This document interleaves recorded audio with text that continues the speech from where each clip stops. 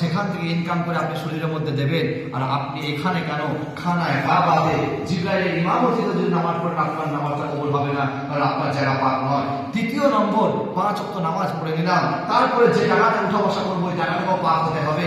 যে জায়গায় উঠা বসা করবো ওই জায়গায় জালিমের পক্ষে যদি কথা বলা হয়, মজলুমের বিরুদ্ধে কথা বলা হয়, ন্যায়ের বিরুদ্ধে কথা বলা হয়, অন্যায়ের পক্ষে কথা বলা হয়, তাহলে সেই জায়গায় যদি উঠা বসা করি, আমি সব কিছু দেখার পরে চুপ থাকি, আল্লাহ রাব্বুল আলামিন বললেন, বান্দারে তোমার জায়গাটা পাক হলো না, তুমি যে জায়গায় উঠা বসা করছো ওই জায়গাটা তোমার যোগ্য নয়, হয় ওই জায়গা ছাড়ো, নয়তো তোমার নামাজ কবুল হবে না। এরকম ভাবে দ্বিতীয় নম্বর শর্তের মধ্যে বললেন তোমাদের শরীর পাক হতে হবে। আমি আপনি শরীর পাক হওয়া মানে বুঝলাম যে গোসল করতে হবে, গোসল করতে হবে, নয়তো উযু করতে হবে, যে নামাজ পড়তে হবে। পৃথিবীর জমিনে কোনো মুসলমান বিনা কোনো উযু বা গোসল ছাড়া নামাজ পড়তে পারে না। তারপর আল্লাহ নবী কেন বললেন? বলার কারণ হলো এটাকে শরীর পাক বলা হয় না। শরীর পাক সম্পর্কে আল্লাহ রাব্বুল আলামিন কোরআনে কারিমে সূরা আন-নামের 122 নম্বর আয়াতের মধ্যে বলছেন, ওয়াজাউ যাহিরাল ইসমি ওয়া বাতিনা, বাহ্যিক গুনাহ, বাহ্যিক নাপাকি এগুলোকেও ত্যাগ করো, ভিতরের নাপাকি এটাকেও পরিষ্কার করো। বাহ্যিক নাপাকি তো আমরা জানি, পানি দিয়ে ধুয়ে দেবো, কাপড় দিয়ে পরিষ্কার করে দেবো, এটা পাক হয়ে যাবে। ভিতরের নাপাকি কোনগুলো সেগুলো জানিও না, পরিষ্কার পদ্ধতিও জানি না, এটা বলে শেষ করবো ইনশাআল্লাহ। তো আল্লাহ রাব্বুল আলামিন তার হাবিবের মাধ্যমে জানিয়ে দিলেন ভিতরের নাপাকি হচ্ছে মনের মধ্যে হিংসা বাসা বেঁধে থাকা, লোভ, লালসা, পরশ্রী কাতরতা, মানুষের প্রতি অত্যাচার করবো, এই ঈর্ষা থাকা, এগুলো থেকে অন্তরকে পরিষ্কার করতে হবে।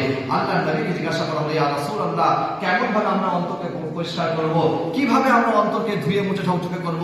আল্লাহ নবী সাল্লাল্লাহু আলাইহি ওয়াসাল্লাম বললেন, কাসসিরু যিকরা লা ইলাহা ইল্লাল্লাহ, তোমরা বেশি বেশি করে লা ইলাহা ইল্লাল্লাহ পাঠ করো, এর কারণে তোমাদের অন্তরটা পরিষ্কার হয়ে যাবে।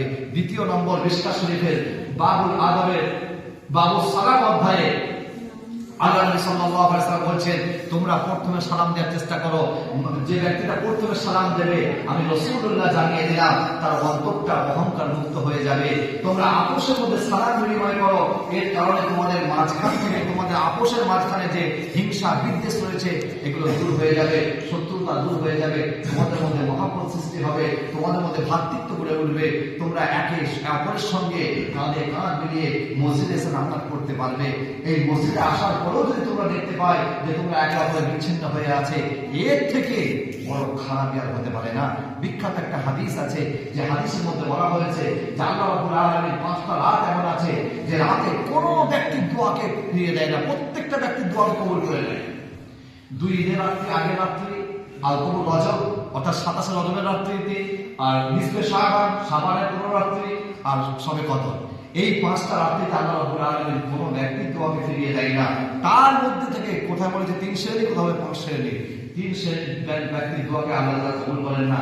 1 নম্বর হলো আল-আমরুল মুসাফিরুল্লাযী লা ইয়াতাকাল্লামু ইল্লা মান আখাহু ফাওকা সালাসুন, ওই মুসলমান যে তার মুসলমান ভাইয়ের সাথে 3 দিনের অধিক কথা বন্ধ রেখেছে, সম্পর্ক ছিন্ন রেখেছে, সেই ব্যক্তির দোয়াকে আমি আল্লাহ কবুল করব না। দ্বিতীয় নম্বর হলো শারিবুল খামার, যে ব্যক্তি মদ পান করে তার দোয়াকে আমি আল্লাহ কবুল করব না। তৃতীয় নম্বর আল্লাহ নবী বললেন, আকুল ওয়ালিদাইন, পিতামাতার অবাধ্য সন্তানের দোয়াকে আমি আল্লাহ তাআলা কবুল করব না।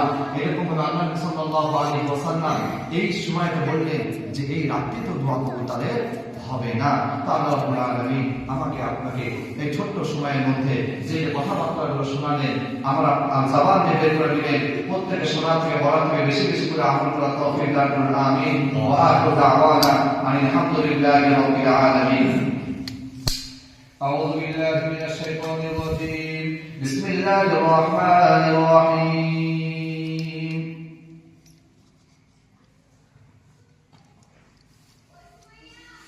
আলহামদুলিল্লাহি রাব্বিল আলামিন আর রহমানির রহিম মালিকি ইয়াউমিদ্দিন ইয়্যাকা না'বুদু ওয়া ইয়্যাকা নাস্তাঈন ইহদিনাস সিরাতাল মুস্তাকিম সিরাতাল লাযীনা আন'আমতা আলাইহিম গায়রিল মাগদুবি আলাইহিম ওয়ালাদ-দাল্লিন।